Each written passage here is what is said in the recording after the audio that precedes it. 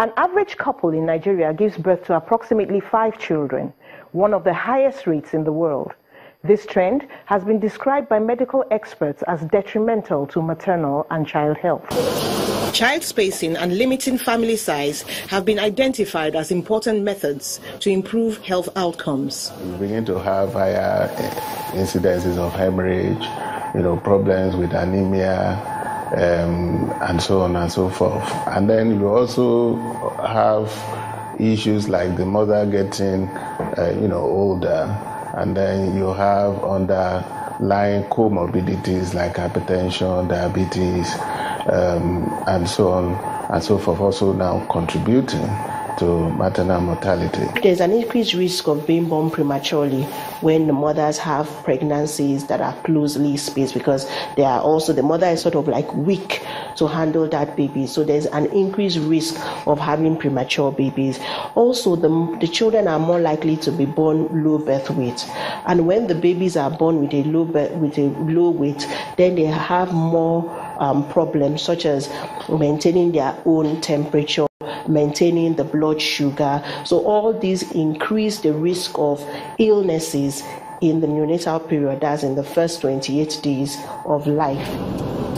Modern methods of child spacing are called contraception, and there's a method for almost every woman, some serving a second purpose of preventing sexually transmitted infections. If we are going to offer the combined oral contraceptive pill, which contains a combination of both estrogen and progesterone, because estrogen is associated with some cardiovascular effect, we ensure that that woman is not hypertensive, that she doesn't have any pre-existing cardiac condition. We also see a young lady that is sexually active.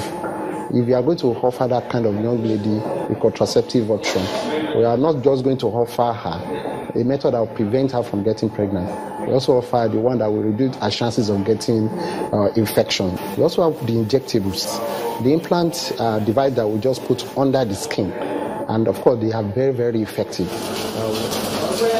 In spite of the general awareness about contraception, according to 2013 National Demographic Survey figures, the use in Nigeria is at just 16%. Experts say access must be improved. Not everybody is prepared to walk into a formal family planning clinic.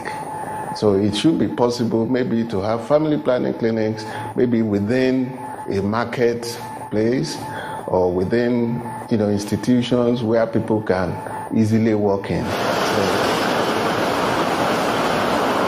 Unfortunately, population growth rate in Nigeria has been said to be too fast, given the current state of development in the country. If we get more women to have access to family planning, that means we have more women who can be able to go to school, they can get employed and be in paid labor workforce, they can become more productive and contribute their own quota to national development. The federal government has strategies to improve the contraceptive prevalence rate. Some of the strategies that they have adopted is to make these commodities free in public health facilities in Nigeria. Another thing that they have done is what to do to increase demand generation.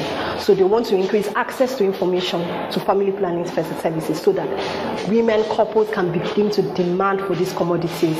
She adds that the federal government is also identifying successful contraceptive users to act as peers who will help others take up family planning methods.